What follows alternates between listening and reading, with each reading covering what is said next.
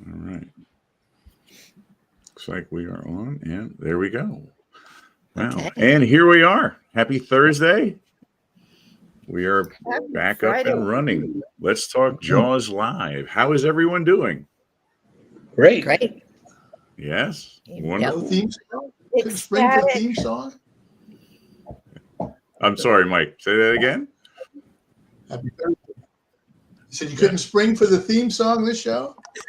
I'm sorry. I'm trying to make sure it's up and running. So I did not hit that button. Trying to make sure that We can do so, it. Da da da da Da, da We can all do da it. da da, da. da. There you go. You know how to do that. What- Easy. We will surprise you at the end, Wendy. We do have a little thing we do at the end, but at any rate, you know, I want to introduce you, and obviously people already know who you are. But Wendy, we want to thank and introduce Wendy Benchley for coming on and spending a bit of a Thursday night with us. So, Wendy, you can't imagine how thrilled we are to have you on this evening. So, thank you very much for coming on and hanging out with us. This is I'm absolutely wonderful. delighted. Oh, man. Nate. Yeah. Absolutely wonderful. We have a couple of people already chiming in and saying welcome. So our good friend Victor from Canada saying welcome, Wendy Benchley. Thank you. Very nice. And Val Capone, one of our really close friends as well, helps us out. Hello, Joe's family, and welcome, Wendy Benchley. Yes. Hey, Val. Yes. Good friend Val in New Jersey. And we got Robert McGinn from over in Scotland joining us as well. Hello, everybody, and welcome. Huh? Wendy Benchley. Yes. Wonderful. Well, Wendy, it is such a thrill to have you on. I'll be honest with you. I apologize if I have been bombarding you at times with texts coming through. I can only imagine the way your schedule is, but with Jaws, with the 50th coming this past summer, I can imagine that your schedule has just been slammed for the last 3 months. Is that true? That's true. That's true. But I have really loved it. I mean, you know, this has been a very fulfilling, exciting, wonderful, and really quite a sentimental, emotional experience for me. 50 years later, to be up in Martha's Vineyard for that wonderful weekend with so many Jaws fans and people and actors and producers and people involved with the movie, and gosh, it was really a fabulous weekend. And I am enjoying it very much, and it's still continuing. So for me, to have this 50th anniversary has really revved up the number of people thinking about Jaws and thinking about sharks, which of course is what I care about most, about sharks and ocean conservation. So to have this 50th anniversary and to have been part of the documentary and to have that get such good reviews and be seen by so many people, I think has helped to just keep the conversation going about the ocean and how important it is and the importance sharks make in the ecosystem. So there are a whole variety of subjects we could talk about. Absolutely. Sure. I agree with that. Absolutely. And to be honest with you, as much as we go through and hit on Jaws, and I'm sure that's going to be weaving itself in and out tonight. You know, honestly, Wendy, we're really excited to hear about you and what you do and have done and what you continue to do, because the impact that you've made and the impact is very, very evident in what we see, even in, on my end of things with what I do. I'm in education, and the viewpoints and the outlook on things has completely changed from when I was a kid coming up in school. And so it's been wonderful to see a paradigm shift in how people view and see things, especially sharks in general. I mean, they really do. Yes. It's no longer a villain. It's Yeah. now. Some people, yes, I absolutely agree. And that paradigm shift has been really exciting to see.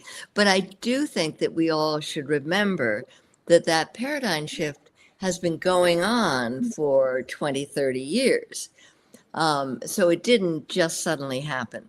And of course, when Jaws hit, there was yes, there was an uptick in the killing of sharks and shark Mhm. tournaments, and that was absolutely horrified Peter and me. Uh, but there was also right away this big charge of interest in and fascination with sharks. And Peter got just thousands of letters from around the world from people who were fascinated with sharks, who wanted to be Hooper. They were really charged and thrilled. And I think that uh, you know I think it had a little effect and a very powerful effect on interest in sharks. But then, just to be really honest here, okay, this was the 70s, Yes. and you know, everybody was learning about the ocean. Everybody was beginning to understand how important the environment was and our planet, and how easy it was for us to trash it and ruin it. So this has been it's really been a whole learning for the last 50 years of everybody in science, in government, citizens, all of us learning.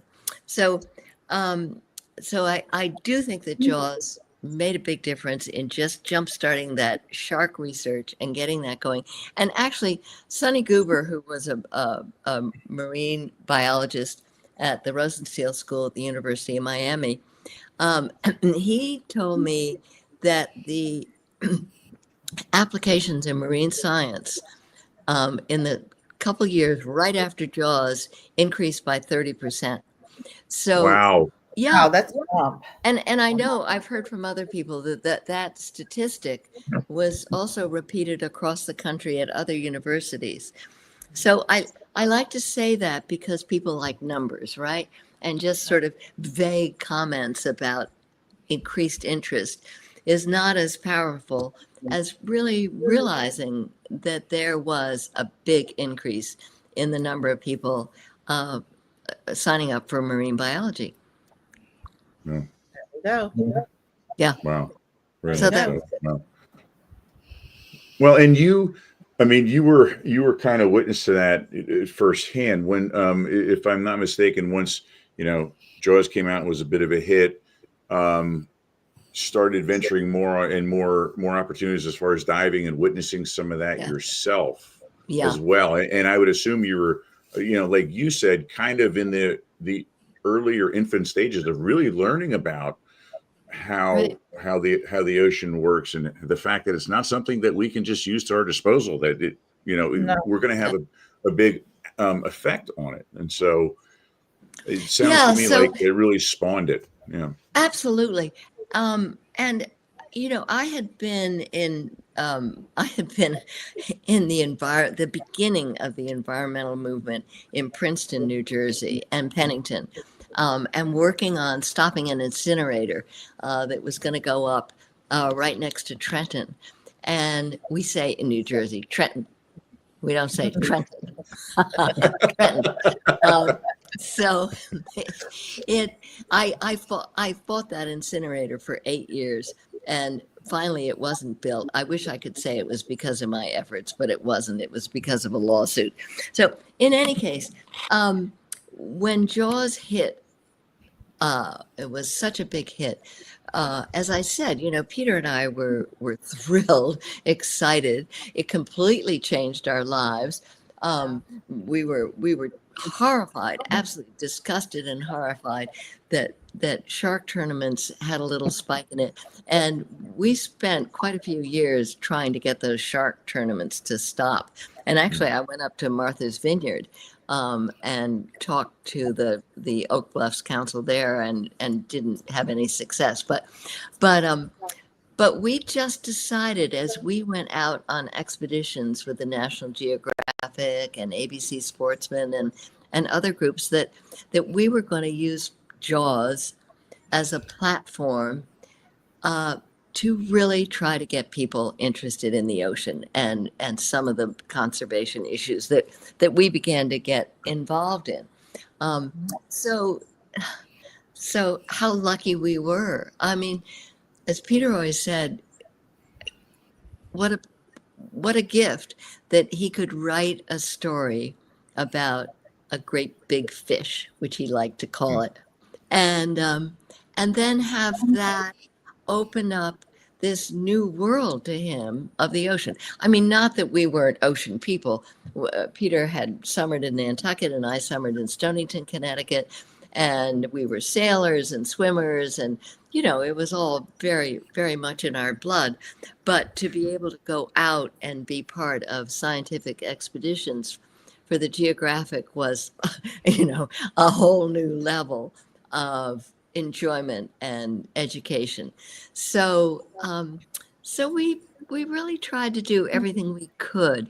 I was on the board of the Environmental Defense Fund, and Peter became a spokesperson for EDF, and it was really a treat because he would do a speech, but he was not a real policy guy, and I was always the policy wonk. So, so if somebody would have a question in the audience, they'd say, "Well, what can we do? This is desperate. I need to do something important to help the ocean." He would sort of turn it over to me, the policy wonk, and I would tell him some of the things that EDF was doing, and then Wild Aid, which is another group that we both worked with. So, yeah, as I say, lucky us. And I think people always ask me some of the first impressions of great white sharks, and honestly, the first impression I had was when Peter and I were asked to go on a trip to Dangerous Reef in Australia by ABC Sportsman. And this was before the movie came out.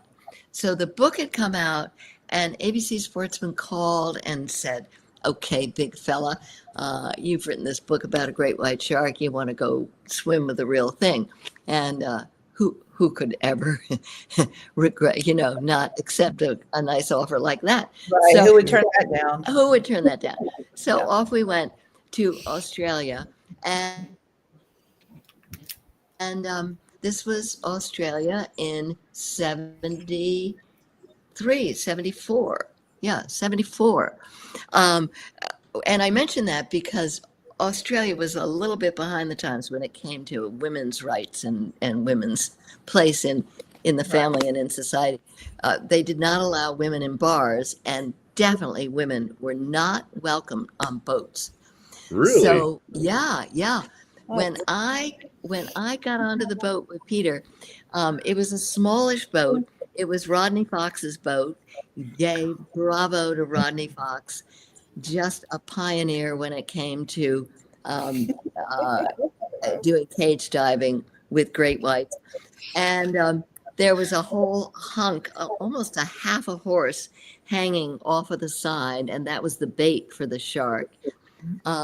So Peter got into his cage, and I was banished to the upper deck, and Peter got into the cage, and the shark came up to take a bite of the horse, and the cage was attached by a line to the stern of the boat, and the shark got the rope caught between its teeth. Okay, it didn't sever the rope; it was caught between the teeth. So the shark was absolutely furious, and she just started to whip around, upside down, back and forth, pulled Peter's cage under the boat. And I am in the upper deck screaming at the cameraman saying, "Get the damn rope out of the shark's mouth." And I don't blame the camera guys, because they had never seen anything like this before. They had never, they had not been on Blue Water, White Death. They were just looking at the action through their camera, and they thought it was great. So I came down from the upper deck, elbowed my way through the guys. When the shark came up to take another bite, I just pulled the rope, yanked it right out of her mouth. All was well. She calmed down. Peter stayed in for another half an hour. And then when he came up, he said, "What the hell happened in the beginning of that dive, and the men had to admit that there had been a catastrophe and that Wendy had saved the day. So, yeah. There you go. There you Yeah, go. That's How it, about right that? there. There I go. Yeah. That's a win. It was. I'm sorry. Go ahead. No, go ahead. Yeah. I was going to say, I met Rodney Fox back in Oh, yeah. 2012, and he is just the sweetest and most generous man. And I had brought up Eugenie Clark because Yeah. I would read up on Eugenie Clark. And he said, "So when are you going to come down and go into the cage?" I said, Yeah. when I lose 80 pounds and get $8,000 to fly to Australia. And but he's very gracious. He's very sweet. I Oh adore yeah. him. What I mean, he really well, he and Peter Gimble and Val and Ron Taylor, and I always have to include my wonderful friend Stan Waterman.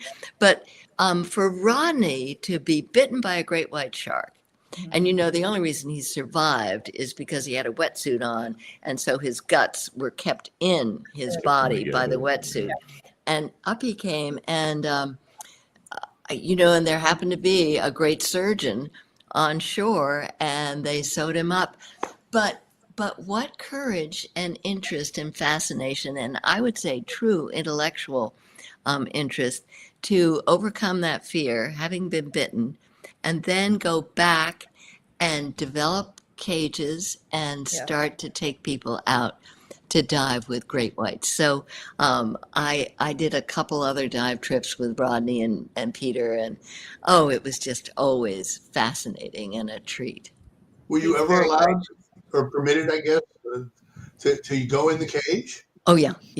But yes, I did. And but of course, by the time, since Peter was the talent, by the time I got in the cage, I usually just saw the tail of the great white taking off into the distance, right? So when Peter asked me what I'd like to do for our 40th wedding anniversary, I said, honey, what I want to do is go swim with the great whites, cage dive with the great whites in Guadalupe.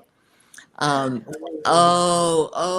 that? Wow. Oh my gosh, it was so wonderful. Yeah. So we went out when the big females came through on their way to the Pacific.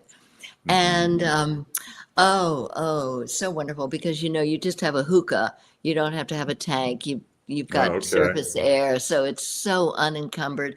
And Peter and I were down in the cage, and we would see, gosh, I think sometimes there would be 4 big, beautiful females just cruising by the cage and coming up. And you all know from looking at film and seeing them yourself, I'm sure, that they don't wiggle. They just cruise. It's just as so beautiful. And I always say to people that there was one female who was so slow and easy, with that black eye looking at you. I know that black eye is pretty scary, but she was definitely very interested. And you could put your hand out and stroke her from head to tail, and it'd be very smooth.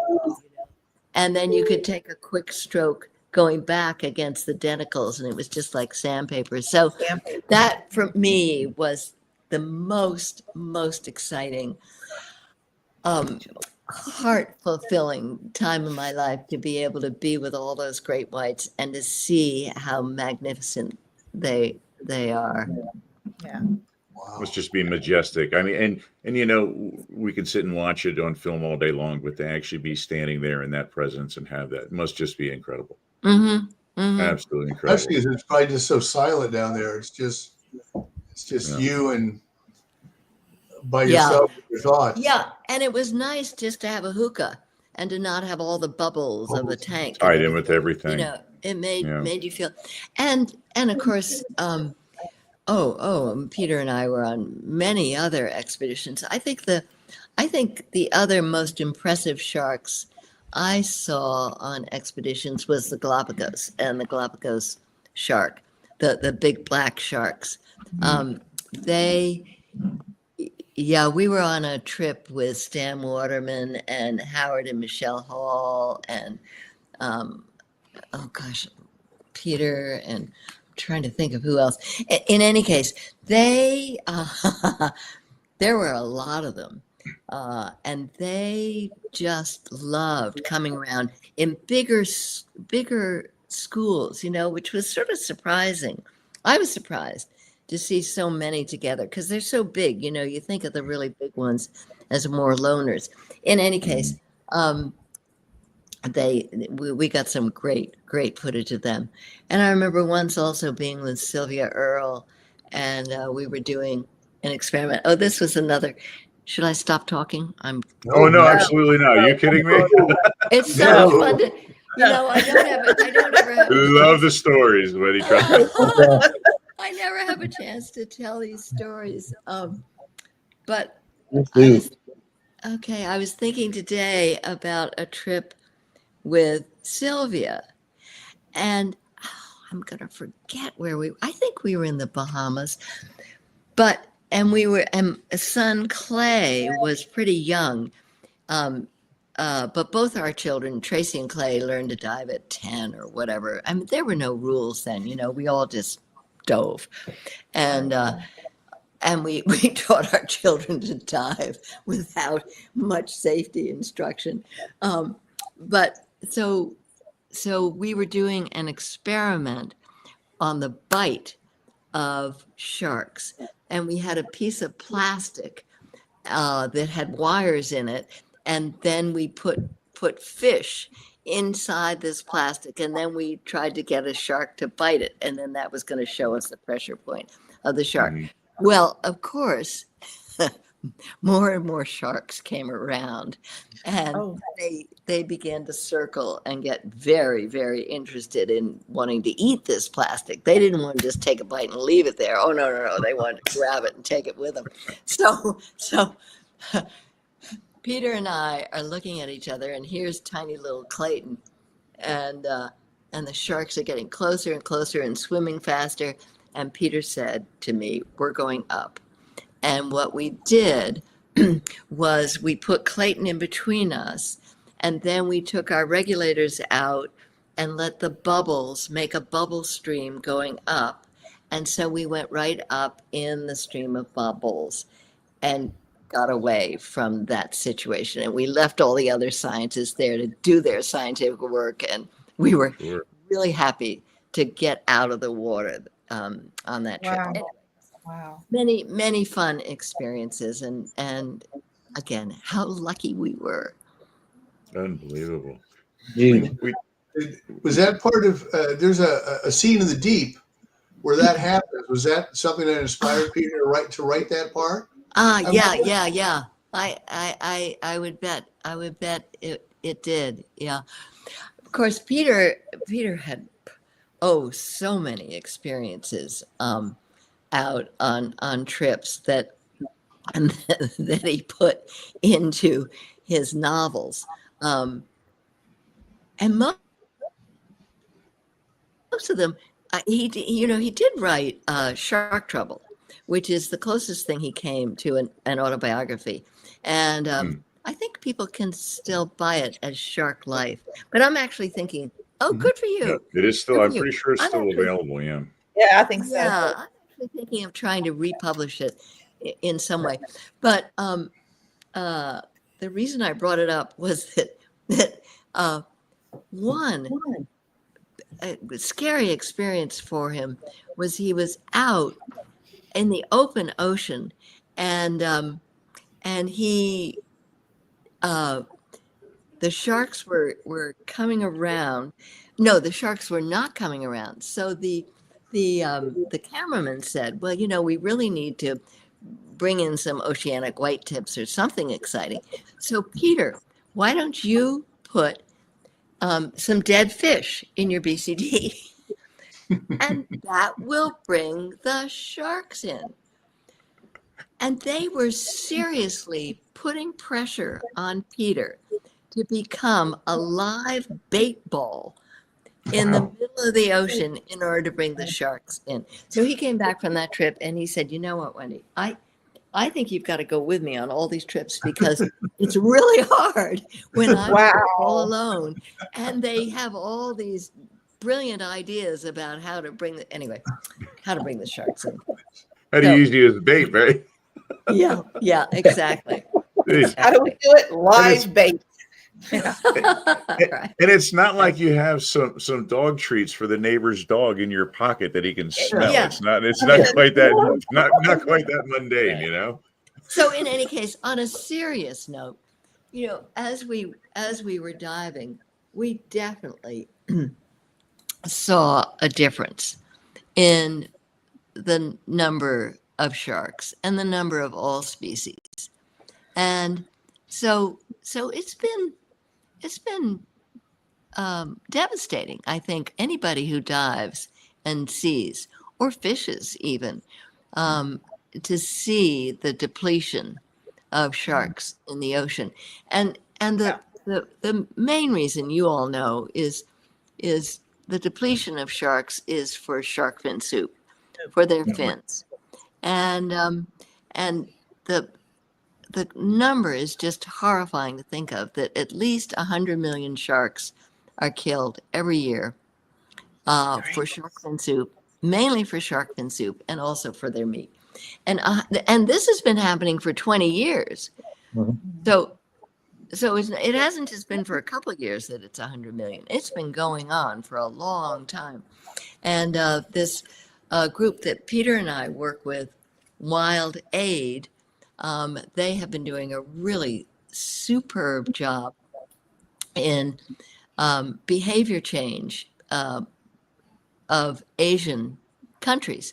So I'll just give you a quick example. So they started their work 20 years ago in China because China had a big burgeoning population, and as more and more Chinese came into the middle class, they wanted to have the ceremonial soup for their big occasions, for weddings, for graduations, whatever.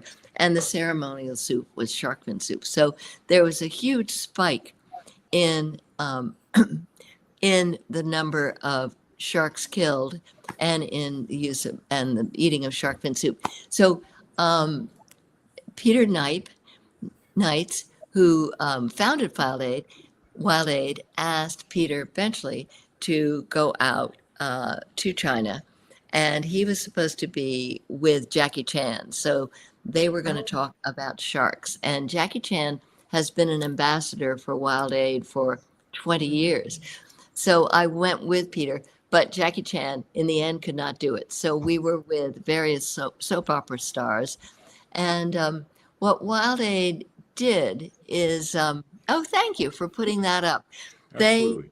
They have done public service announcements for the last 20 years in China.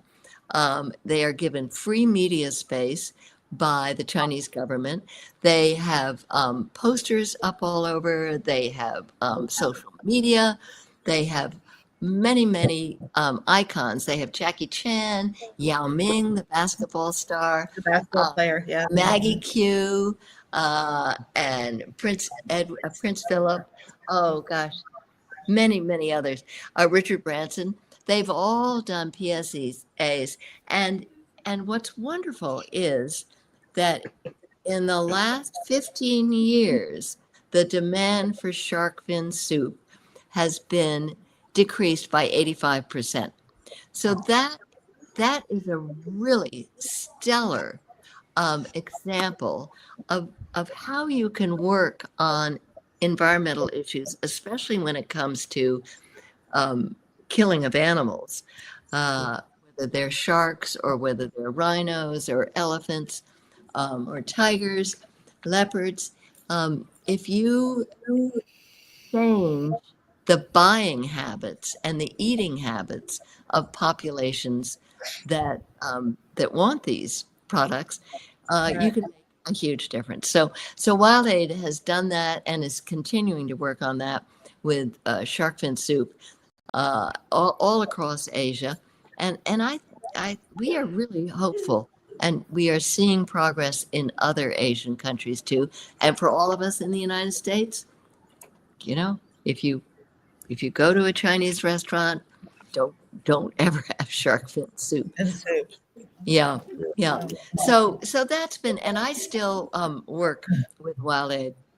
They also are working on really have an excellent model for policing marine protected areas. And you all know that marine protected areas are really like national parks in the Correct. ocean.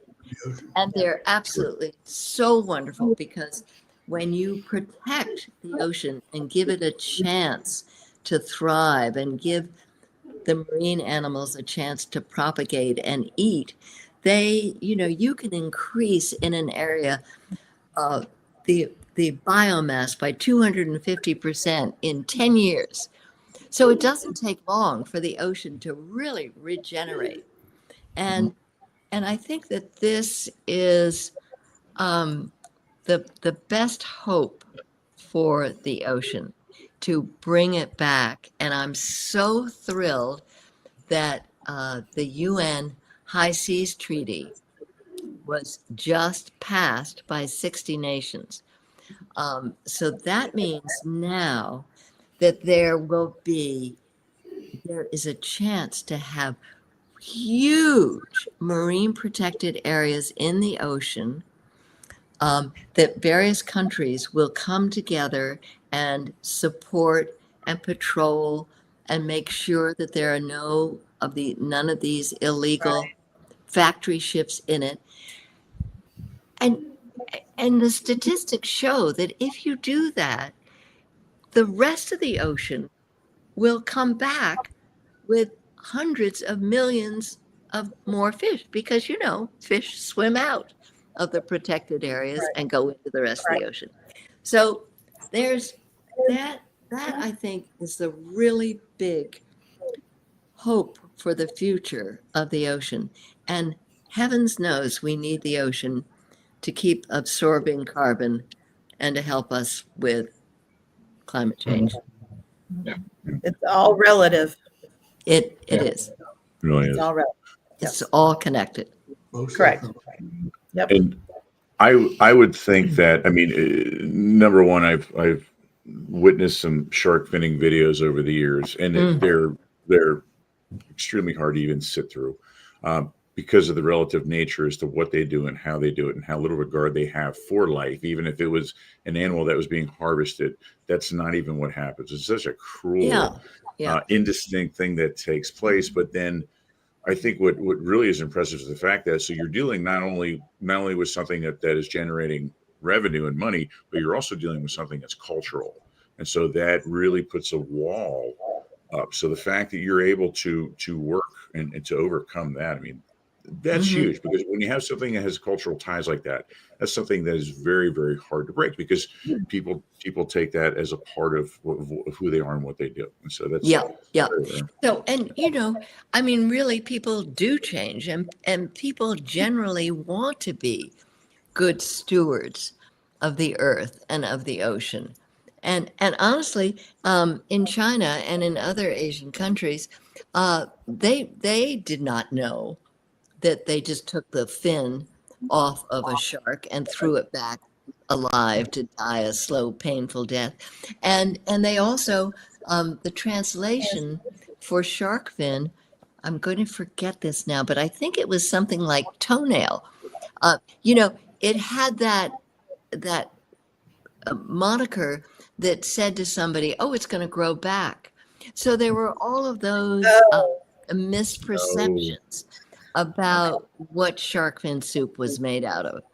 I think I have it wrong with the toenail, but in any case, the translations or the meaning of the different words for shark fin said to people that this was something that would grow back or that didn't harm the fish. So Wild Aid just did a brilliant job with this campaign, and as I say, they continue to do it and to work on their marine protected areas. So I'm thrilled to be part of what they do. That's incredible. And at the risk of being political, I'm not going to bring that into it. I hope that you're getting I hope that you're getting an awful lot of support and backing currently as this matures and continues on. I really do, because Oh, yeah. from my perspective, is I see more awareness and I see this growing, and it's becoming more evident, not just in smaller circles. I want to say Right. generally. I mean, this is what we're seeing. So, Well, if I may say, sure. the world does operate independently, and Mhm. the United States does not control the world. So, so the world continues to work on climate change. It continues to work on the health of the ocean. It continues to, I mean, if people get discouraged, please don't. Just go on the web and look at, oh my gosh, the hundreds and hundreds of individuals and NGOs, non-governmental organizations around the world that are banding together, cooperating with governments. Governments are cooperating with them. There is just so much going on around the world. I I think all of these little and big actions, like Gestalt, will add up to a whole that will give us a healthier planet. Now, climate, I think, is harder than the ocean. So we can get into that if we want to, but that's a thornier, Sure. because we're late. We're late on that. With the ocean, we started really working hard a good 20, 30 years ago. Yeah. So there we are. But Yeah. if I may, I'd love to just mention the documentary that I worked on. Absolutely. Oh, wow. Yeah. Yeah. Yes. So I feel very proud of it. I was a small part of it, but I felt so honored to work with Laurent Bouzereau, who was the director. Really superb documentary. He did such a good job. And Amblin Entertainment, Steven Spielberg's production company, and Steven is just fabulous in the documentary, and also National Geographic, who was the producer. And if anybody wants to tune in to this documentary, it's called Jaws at 50, the complete inside story, and it is showing on Disney Plus and Hulu. Hulu.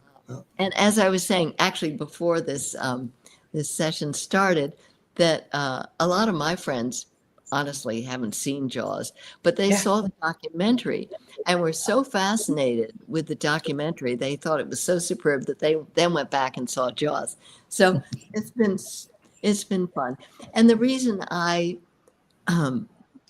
put in the time and energy and to work on this documentary with Laurent Bouzereau is that Laurent and National Geographic wanted to talk about the positive effects of Jaws and wanted to talk about sharks and their importance to the ocean. So it wasn't going to be just the same old making of Jaws. It is definitely a documentary that, yes, it's absolutely fascinating.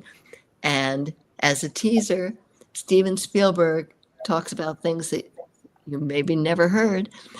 Yeah. Yeah. And it also goes into sharks and some of the work that Peter and I have done. And there are lots of scientists who come on. Oh, and there are lots of wonderful movie directors who talk about the power of the movie Jaws. So I hope you all will tune into that and enjoy it. We recommended. Nate and I interviewed Laurent for it. So yeah. Oh, you did. Oh, We wonderful. did. Yeah, Yes, we they interviewed did. him back in June, and I mean, he did I think it was the 30th anniversary of Jaws, Yeah. and that as Jaws fans absolutely love that, cherish it, all still have copies of it. But this one was so fascinating because it was a story, and it tied in modern, not even modern takes on filmmaking. It tied in the modern, what we're seeing right now with the environment, what's going on with Martha's Vineyard. And I just thought it was so well done. I mean, he really knocked it out of the park with that. Yeah. You know, now that you bring up the vineyard and the Northeast coast, um, I I always think it's fun to talk about it because we are seeing now along the Cape uh, more and more great white sharks and more seals, and we are beginning to see an ocean that looks like the ocean of 100 years ago, Okay. when there were many seals, thousands of seals, hundreds of great whites, big schools of fish. And I have heard from a couple scientists that the schools of fish, the number of fish are increasing also. Not Oh, only the wow. great whites, but the fish. So I would need to check out that. But and these are numbers that people are not, really sure of yet. But the initial numbers are that, when you have a healthy ecosystem, it's not just great whites and seals. It's all of the other fish too that make up the ecosystem. And a healthy ecosystem is actually the reverse with sharks. People always think, oh, all you need is one great white at the top and then lots of the other species of fish down below. But no, it's the reverse. You need a lot of great whites in order to have all the species below. That is a fascinating scientific thing that only Jane Lipchenko can explain to me. So if you want to know more, call Jane Lipchenko and ask her to explain it to you. I only know the raw facts there. But so along the Northeast, we are looking at an environmental success story. There you go. And it's tough because we're used to swimming in an ocean without sharks. Mhm. So it is tough. But, if you talk to your California friends, they say, oh, you're all, stop it. We've been swimming with sharks forever. We've always had sharks. So, yeah. The red triangle reminds them every time, doesn't it? Yeah. we had interviewed a young lady from the Atlantic White Shark Conservancy. Oh, yeah. Cynthia. Cynthia.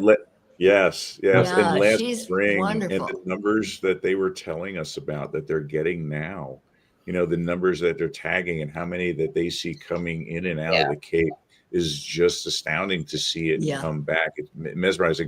And there's been one or two documentaries that they've been involved in that I've sat and watched. It's just incredible to see that come back to what it once was. And yeah, absolutely. Yeah, I mean, isn't that wonderful and the sign of how different things are now? When the first person was killed by a great white, how many years ago? 8 years ago? Yeah, out 10? in Maine, I believe. Was it the one in Maine or the one in Massachusetts? No, there was one off of the Cape. And that's when Cynthia started the White Shark Conservancy and Greg Scomo. And that was such a different approach, okay? Instead of everybody getting hysterical and saying, oh, there's a great white. I mean, it was sad. It was sad. Right. And really Sure. tragic. But it did, it got people going to say, okay, we are getting great whites. They're coming back because the seals are protected. And we need to educate the citizens about how to swim safely, how to live with an ocean that's getting full of sharks and other fish, and so that has been really superb to see. And I always think of the little tidbit in the documentary about the great white shark that was pushed back into the waves by some people on the beach. Did you see the video of the really big great white that these two young people, I don't know, they were probably in their 20s or 30s. It was a big great white. It Yes. had been beached. Yes, like Mexico, I believe they were trying to get it back into the water. And they Or did trying to get it out. successfully. Yeah, They pushed it back into the waves and it swam away. Anyway, that is a wonderful thing to see. Well, and I think that really speaks to what we're talking about. The one Yeah. video that always comes to my mind is there seems to be a fairly young juvenile great white, maybe like 7 feet in length, and Yeah. it all is like up on the beach, Yeah. and Oh yeah, there is 100 and some people that yeah. literally dug a trench. They're running Mhm. buckets of water over it to try and get it through the On gills, the gills. Mhm. and then successfully, I mean, worked probably for hours to get this thing back out into the water where, 40 years ago, it would have been Yeah. left there to die, or someone would have simply walked up and said, "Oh, Pop that it thing on the needs head to be or killed." something. Yeah. And so, Yeah. exactly Oh, right. And it would so, have been slaughtered, to be honest. It probably would have absolutely, been slaughtered. yes. And Yeah. so, our viewpoints have shifted and changed so much. It's no longer a demon or a villain, and it's now being No. recognized as a vital and integral and a beautiful part of our oceans. Yeah. So, Right. And your show is helping to do that. So thank you. Well, well, thank you, Well, Wendy. We You appreciate know, that. You're welcome. I mean, really, I think all of the social media shows that go on and keep people interested in talking and aware and interviewing people, it all helps. So thanks. I'm going to interject in here because, I told you earlier about that. My marine biology teacher from high school was going to watch, and the shark Oh, yeah. jaws that I have here behind me are the ones that I was taught with in that class. Oh And she, yeah, they're yeah, I have a juvenile they're great. tiger, but she gave them to me. She says, "Oh, I know who I'm giving those to." She retired. She says, "You're getting them," and a lot of people look at me, they go, "Why is Jaws your favorite movie?" Well, first of all, it was the action, obviously, and the story and all. But it was at the end of the movie of when the shark breaches. And I'm sitting there with my dad and I'm thinking, that doesn't happen. Now, I'm from Florida. I lived in Florida. And I'm thinking, that doesn't happen. But that intrigued me enough to start studying on my own. Interesting. Yeah. And so that platform that the movie has given us and the novel is a great, what's the word I'm looking for? It's jump started so many careers in environment safety, in environment conservation, the studies. I had the privilege to help a young lady here in Tennessee go into marine biology. I was giving her tidbits. I told her to call the, Atlantic White Conservancy. Big Pine Key in Florida has a great marine biology program down there for students, Penny Camp that I went to. And it has launched so much more. It's more than just a movie. It's more than just a movie if you look at it. So, me personally, I have to say thank you for keeping that going. Oh, well, thanks. It's changed the world immensely. Yeah. Well, thank you.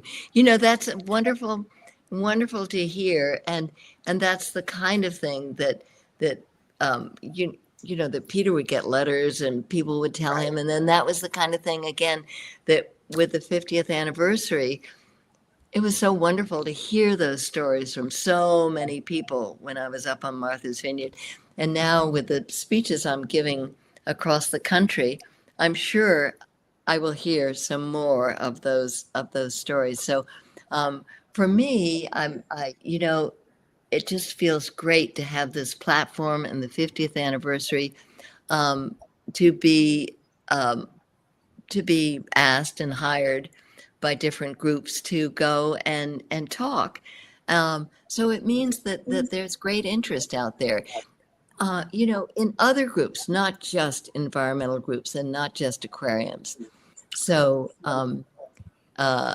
we gave an award this year for the Peter Benchley Ocean Awards, which I'm so pleased are back again. I did them for 10 years and then we took a little respite. And now the aquarium conservation. Oh, thank you, Nate. The Aquarium Conservation Partnership, which are the 26 big aquariums across the United States, are taking them over and going to have the awards every year in a different city. So last May 8th, we had them in Baltimore, and we're going to have them in the Monterey Bay Aquarium this coming May, in early May. So keep your eye out for it. And if you know anybody that you want to nominate for the awards, please, please go on the website, which is right here, and send us the nominations. I think nominations will be open in a couple weeks. So that is coming up. But Peter and David Helvarg was my co-founder for the Peter Benchley Ocean Awards. And we wanted to honor Peter, but we also realized that there are so many people in so many different walks of life and different jobs and different interests, but they all, in so many ways, have an effect on the ocean in helping to support ocean conservation. So we give awards in a variety of areas, to grassroots, to youth, to media, to political people, to leaders of countries. And you can go see, we've had really, really fabulous people who have been given an award. But wait, I was going someplace with this, with the Benchley Awards. Monterey, what were we talking? I think I was talking about scientists. In any case, Yes. the awards are coming up, and I hope everybody will think of who they know in government, NGOs, in many different categories, and maybe send their nominations in. I have a marine biology friend, absolutely, in Florida. Yeah. So.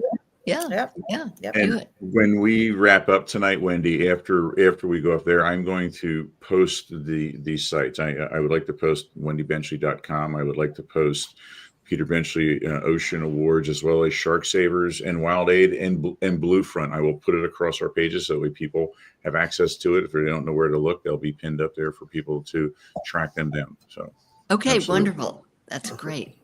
Right. I would appreciate it. So thank you, you all. I've really, really enjoyed this. I honestly feel that I talked a little bit too much, but Not at all. forgive me. No, Not at all. No. not at all. Okay. No, Well, you can Wendy, just no. edit it out. Just do a little chop, chop, chop. no way. We're never. Not at Honestly, all. Wendy, I mean, we're all enormous Jaws fans. I mean, to the umpteenth degree. But honestly, tonight we really wanted to sit down and listen to you and talk to you about you and your experiences and what's been going on. I just been so enthralled by that. So please do not feel bad whatsoever. It's been an absolute blast to have you All on here. right. Well, thank you very much. And I never did tell you that I was in politics in New Jersey. So I think about that all the time, that I really, that those 10 years that I was a Princeton Borough councilwoman helped me so much to understand how to speak to people and how to get out there and not be embarrassed or not be worried about reactions. And also having two big brothers, I think, also helped me. Oh, there So Brothers you go. always help. That's right. get out on the campaign trail or get out on the talking trail across the United States to see what I can do to help keep moving our ocean conservation and shark conservation programs forward. There is an event every summer in Tampa called SharkCon that deals with shark. Have you ever been a guest? Yeah, I think I went down, oh my gosh, I think I went down once, yes, when it first started. And he's been in touch to go down again. So I'm sure I will go. Jeff Kramer, who was the policeman in Yes. Jaws, Our Jeff is friend. always saying, Wendy, come on, come down with me. We'll have a good time. So maybe I'll do it next year. Okay. Well, if with your permission, if I can get your contact info from Nate, I'll send you some information on the show. They would love to have you, and Spencer would love to have you down there. Sure. We go somewhere there. It's all shark conservation, and Yes. we've all been to it. Yeah. I go every couple of years because of my books, but we'd love to have you. So, okay, thanks. Perfect. I'll send it and we'll see what we can put together. There you go. Perfect. Well, I think you just adopted a whole new team for you. So there you go. Okay, that's good. Well, I've enjoyed this. I really have. Thank you so much. No, Wendy, thank you. thank you very much. And tons of comments. Just to summarize, Wendy, a lot of people chiming in saying thank you for coming on, getting on. A lot of people saying wonderful experiences about meeting you, and wonderful for you sharing your experiences, and also the importance of the conservation. So we just want to say thank you and really respect the fact that you take the time to come on and do this with us, because this absolutely means the world to us. So thank you very much for your time tonight. Okay, well, Nate, thank do you. you have that picture Jane sent? I absolutely do. I apologize. Yeah, I stuck it in now there. you remember me. Oh, You remember me, right? Oh, I remember you. Match. They did Oh, match that that's day. Yes, they fun. did. Yes. Great, Michael. Great. And yeah. And Okay.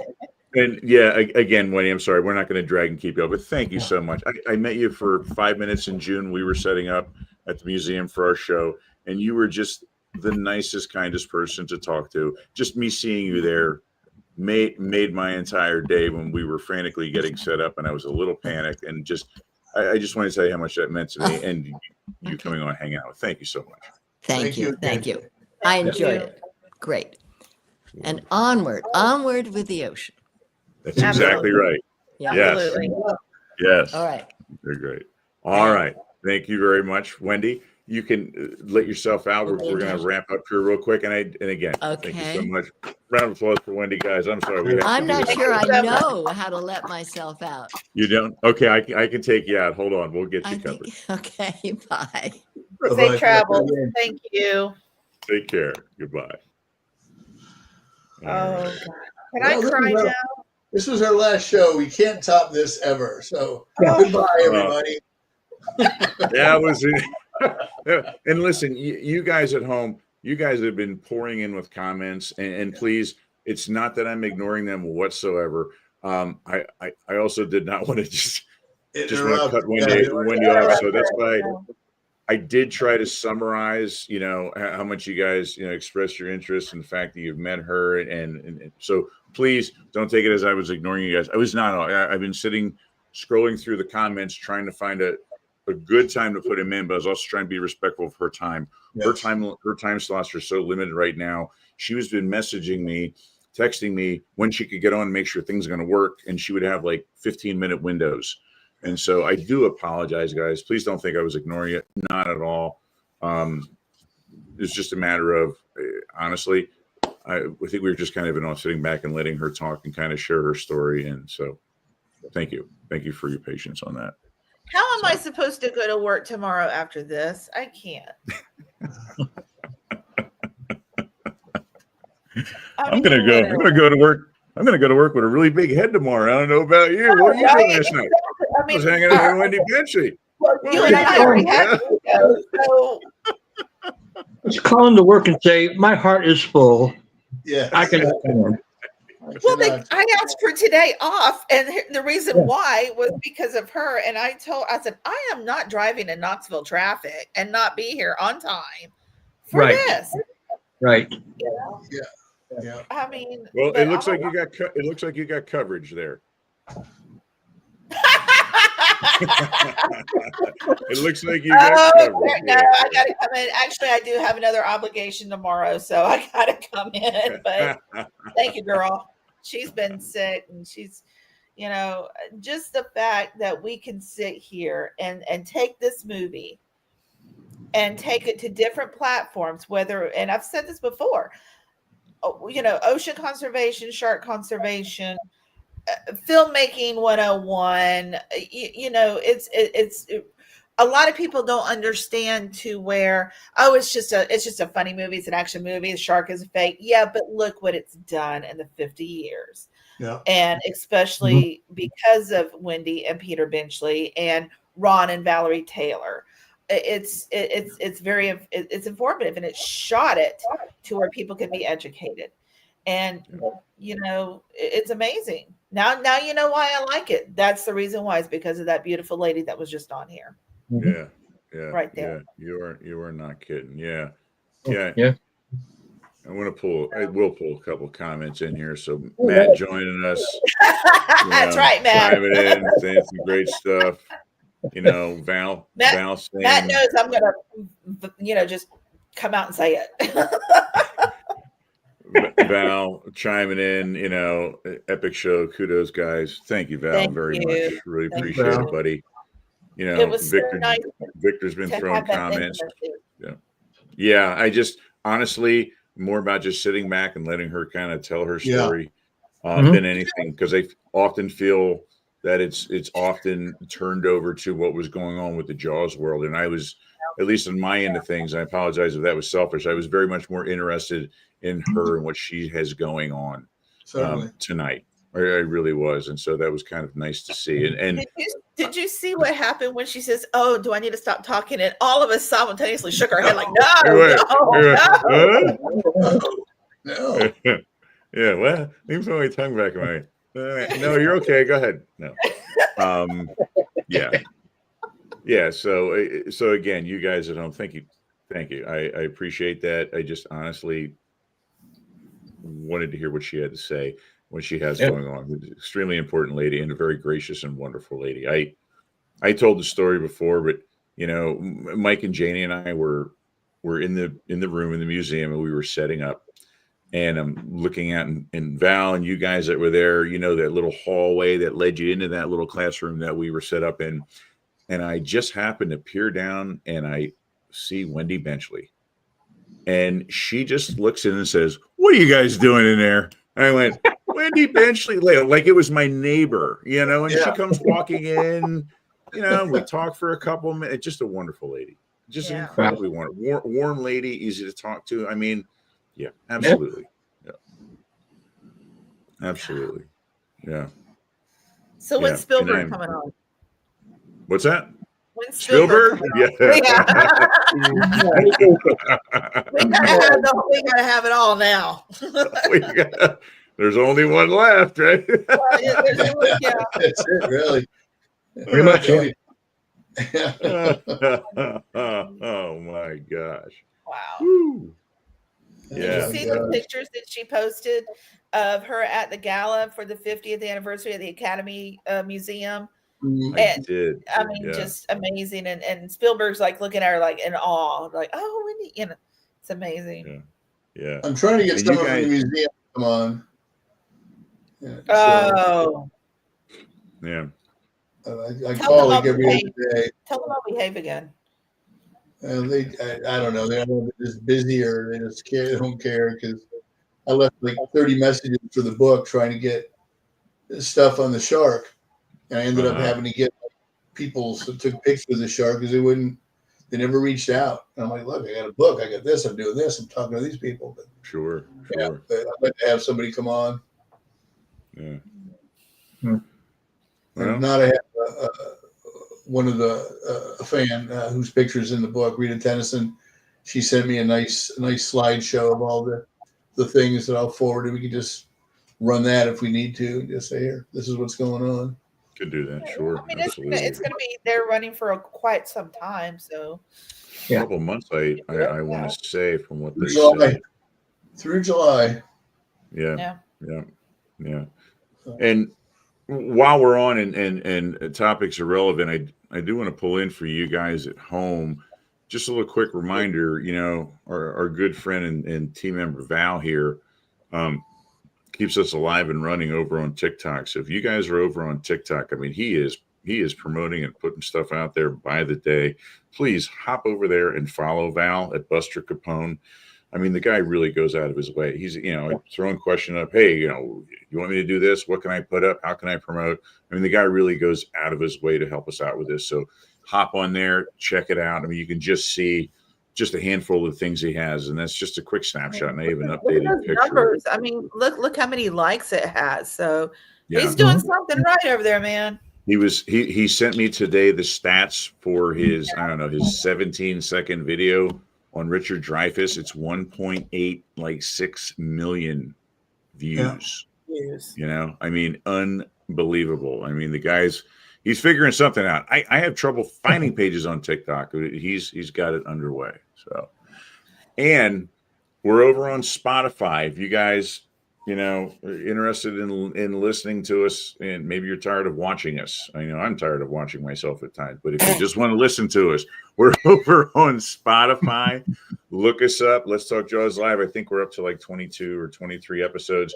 I am going through and putting in, and honestly, I'm just taking our live show, doing some editing, and pushing it over to kind of keep a time constraint. And speaking of which, Matt Drinenberg, who I know I finally have put in there in an early credit there, did our intro song on there. So Matt, I want to tell you, thank you very much, and how much we appreciate you taking the time to do that for us, buddy, because that is on the beginning of every episode that we do. Yes, sir, it And is. we are also now, you Amazon people, over on Amazon Audible as well. Doesn't cost a thing. If you're on Amazon member, you hop on there and look Let's Talk Jaws Live.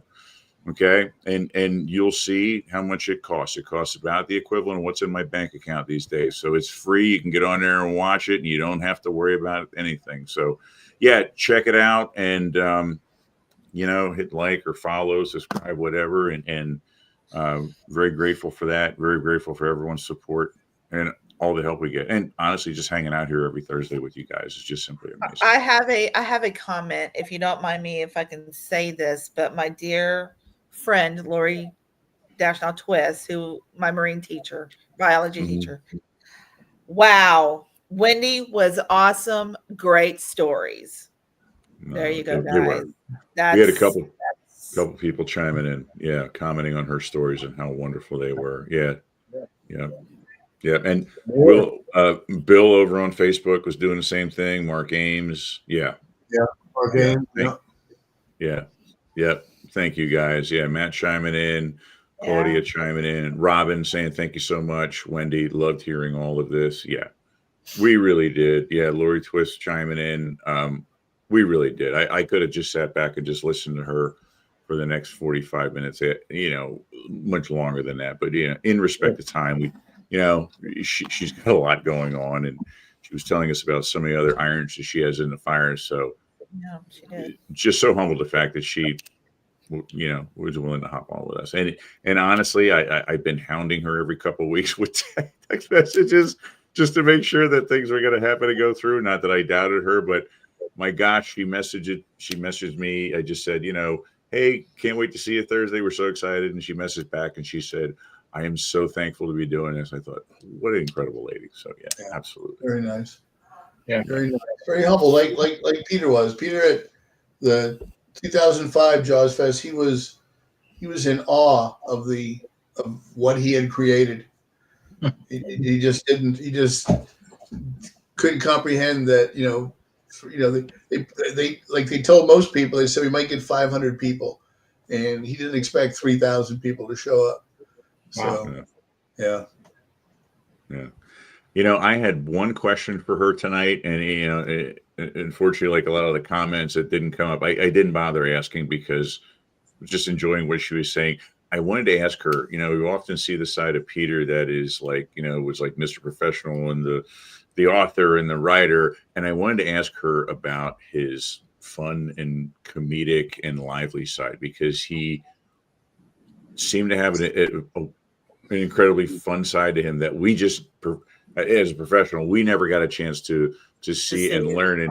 And every once in a while you come across pictures like this, and stuff like this. And he just must have been an absolute blast to be around. And yeah, I kind of wonder at times if maybe she would be the one that would have to kind of reel him back in, because he looks like he had such a fun side to him. And that was one question I would ask, but I was enjoying too much that I was not going to do that. Well, so his father was Robert Benchley, just a great humorist. So I'm sure there was laughter in that house all the time. So yeah. Sure. Heck yeah. Was it his father or his grandfather that was in the New York round? The writer. Grandfather, I think. Yeah. With Algonquin Round Table. Parker and all those. Yeah. Was it his father or grandfather? It was Robert Benchley. Yeah, Robert Benchley, his father. Okay. Yeah. His dad. Okay. I think, Nathaniel was the grandfather. I think. Yeah. Okay. Yeah, we got a couple more people here. Matt's saying, hey, glad you guys like the intro. Thanks for asking me to do it. I had fun with it. Yeah, we really do, buddy. We really do. And yeah, works out great. I make sure it's on there. And I apologize for my ignorance, Matt, because the first couple episodes I wasn't smart enough to go, I really need to thank him on there. So when you listen to the latter episodes, yeah, you're thanking everyone, buddy. I'm telling you that right off the bat. So Val's chiming in saying I'll share Wendy's links on her TikTok account too. Thank you, Val. We appreciate that. Yeah, good and idea. Robin is saying she's loved listening to us on Spotify. So thank you very much, Robin. Love that. Cool. That's great. That's great. I'm glad someone likes to hear my voice because I'm tired of it, and so is my wife. I just want to. Don't bring my sister in on this. Don't bring my sister in on this. Judy's right though. You should be doing radio, man. You should be. You know what? She had offered. She had made me an offer, and it was. We were like, it was getting into the spring, which is like beginning of the school year, end of the school year. Really rough time when it comes to getting anything done. And she had made me an offer, and I'm not trying to gloat or anything or brag, but that she would put me in touch with a manager that handles a bunch of radio stations from Reading to Philadelphia if I'd be interested in doing a couple jingles and pitch. And I kind of put it to the side saying I was going to give that a shot, and I didn't. And a few months went by, and I'll be honest with you, out of respect, I didn't want to chase her down, but we talked on the vineyard. She said, I said that to you. I said, I know. I said, Wendy, I'd like to talk to you about that sometime. But hey, just very gracious of her to say that, and Mike, also for you to say that as well. I appreciate it. You like cheesesteaks? Go to Gino.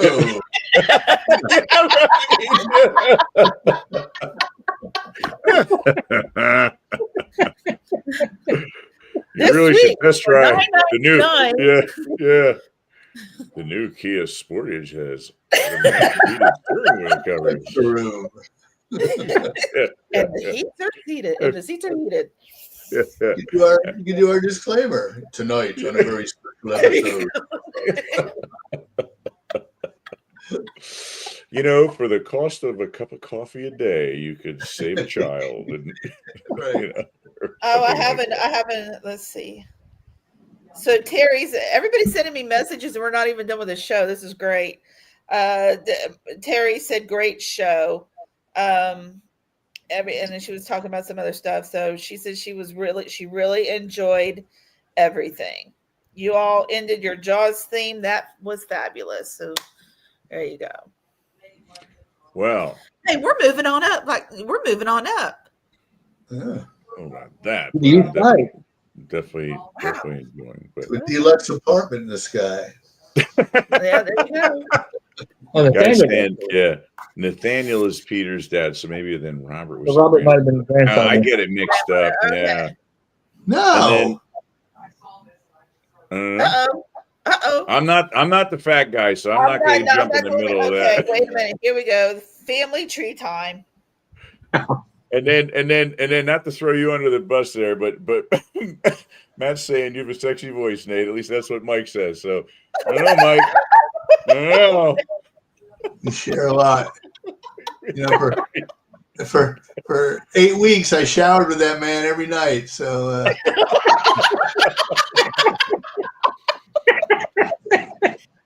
And the decorum just left. Okay.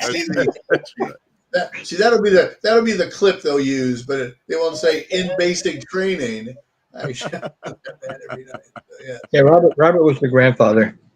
Oh, really? Oh, did you find it? Okay. He was around in the 30s, though. How the hell is that? I don't know. Yeah, Guess we got to call that. Guess we got to call that a Val's fact. Right? Peter Benchley, yeah. Thank you, Val. Got to give credit where it's due. Thank you, Val. Got to give credit where it's Ruh-roh, due. Raggy. No facts. How old was I don't Robert think Benchley that's when he was doing like the Believe It or Not stuff? Was he like 110? So Robert No Benchley, idea. Robert Charles, his grandfather was born in 1889 and passed away in 1945. Okay. And Huh. He did the Reluctant Dragon for Disney, and was on camera for that. Okay. he did what for Disney? Oh, wow. The Reluctant Dragon. Yeah. Oh, It was basically him going through the studio, wanting to pitch the story of his, and they showed him how they did animation, and they had a couple of short films on there, and it ends with his wife yelling at him for bringing something home from the studio, and he just looks at her and screams at her in Donald Duck's voice. Ah, So yeah, he was on camera, and one of the stories got animated in the movie. So Ah, it's somewhere in the 40s. Yeah, There we the go. reluctant dragon. I haven't seen that like forever. I By know, the right? way, been a while Val, since Val, you've He was been good at it. He was you've in been his- validated, Val. There Yeah. you go. You He got was your in Yeah. his- banner now, buddy. He was good. How He was in his- valuable. I always thought it was his father. Well, who wrote "The Russians Are Coming"? The Russians Are Coming. Was that a Benchley book? Is that Yeah, Robert? that's the wrong guy. My answer would be like peanut butter. I have no clue what's going on. Way out of my pay grade on this one, guys. We're getting into the Benchley weeds Hey. now. Hey, you want to talk carburetors or I don't know something education? I'm game, but you're way beyond me at this point. Yeah, The Russians right. are coming. that's right. You know, this is like the episode of Married with Children where Kelly goes on the sports game show and they keep filling her head with knowledge, and all of a sudden these other facts start falling out of her head. So she knows how many rushing yards, whoever had that played for the Jets in '79, but she forgot like her first name by the end of the game show. So that's where I'm at these days, guys. It was according to Alexa, Nathaniel Benchley wrote Yes, The Russians Are Coming. 1961. Yes. Yeah. yes. So I don't know nothing about the Benchley. All right. I don't know nothing about Benchley. Oh my God. There, gonna have to arm wrestle for this one. All right, Oh, all right. We've got what else we got? We got Matt chiming in saying, Does it work? We do it. You and I, Sam, you and I, the only two guys who had fun in boot camp. Yeah, We did. there you go. somehow this does not surprise me. Everyone loved this. There you go. Very cool. All right. Well, I believe it's about that is. time. I think we had an incredible evening. I don't know that we could do anything to top that. So I'm also not going to tarnish it. So I think we picked a really good time to kind of wrap that up and hang that up. So tonight. So yeah, again, thank you guys for coming on and hanging out with us. And again, thank you for your patience. I apologize with the comments tonight, but again, I just sitting back and enjoying the evening with her was amazing. So thank you very much. Hey, everyone who gets on every week. I mean, can't tell you enough how big it is and how important it is all the time that you guys are there. We don't take anything or anyone for granted whatsoever. Just wanted to tell you guys that. That's very serious about that. And same with you guys, Janie, Mike, Hooper. Don't take anyone for granted. I mean, thank you guys. This is by far, since COVID has hit, this has been my shining light on the Thursday night. I'd sit back and watch Jay and Mike take it away, and Janie jump in from time to time, and gracious enough to have me on once in a while, and it still is what I look forward to every single week. This is what helps kick off my weekend, and so thank everybody sincerely, very much so, how much that means to me and how great it is to be a part of this, whether I'm listening to it, whether I'm watching it, whether I'm sitting here with you guys. Just absolutely incredible. So thank you guys. Thank you everyone. And we got to give a big old fins up for Wendy tonight. I was going to try and hook her in on it, but I didn't want to keep her on too long. So that's okay. big Listen, fins she up. deals with the real thing. We'll let her go. She We'll let will. her slide. I'm going to send her a link to the show when we're done. So I am going to post up those links that she talked about for everyone on the pages. So please get on and check them out. If you like doing type of donations, you want to get on and vote for someone, please do so. They will be across the pages here shortly. So we'll have Quinn take us out as he always does. Farewell and adieu to you fair Spanish ladies. Farewell and adieu, you ladies of Spain. For we've received orders for to sail back to Boston. Good picture, Janie. And so never more shall we see you again. Thank you, guys. Have a wonderful evening. Good night, Internet. Good night, internet. Have a quick Good night, interwebs. Yeah, yeah. Okay, interwebs. There you go.